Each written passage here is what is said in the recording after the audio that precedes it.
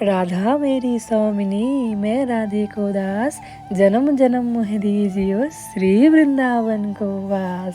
রাধে রাধে। বন্ধুরা, এই যে কুণ্ড দেখতে পাচ্ছ, এটা কিন্তু কোনো সাধারণ কুণ্ড নয়।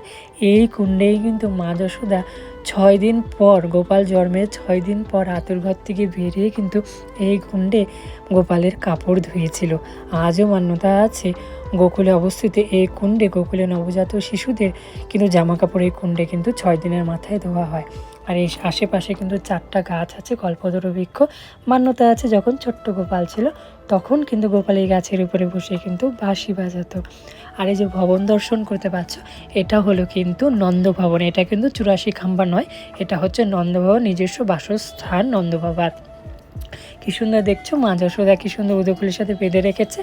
ওই যে মা যশোদা যখন দেখলেন যে পুতনা রাক্ষসী এসে গোপালের ক্ষতি করতে চাইলো, তখন মা যশোদা ভয় পেয়ে গেল যে আমি আর আমার গোপালকে কারোকে দর্শন করতে দেব না, আমার গোপালের যদি কেউ ক্ষতি করে দেয়।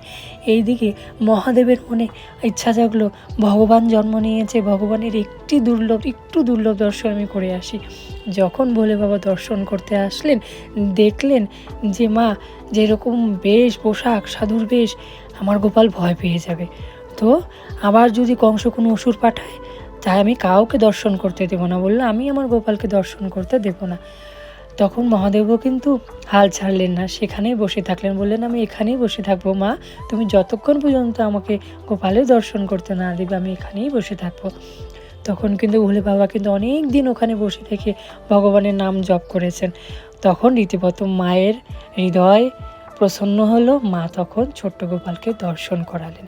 এভাবেই অসংখ্য নীলাব্রজধামে আমার গোপাল করেছেন, আমাদের ভগবান করেছেন। বন্ধুরা, এই যে তোমরা দর্শন করছো না ব্রজধামে, ব্রজধামের চিন্তন করছো, দেখছো, কথা শুনছো, নীলা কথা শুনছো, এটা কিন্তু কোনো সাধারণ বিষয় নয়।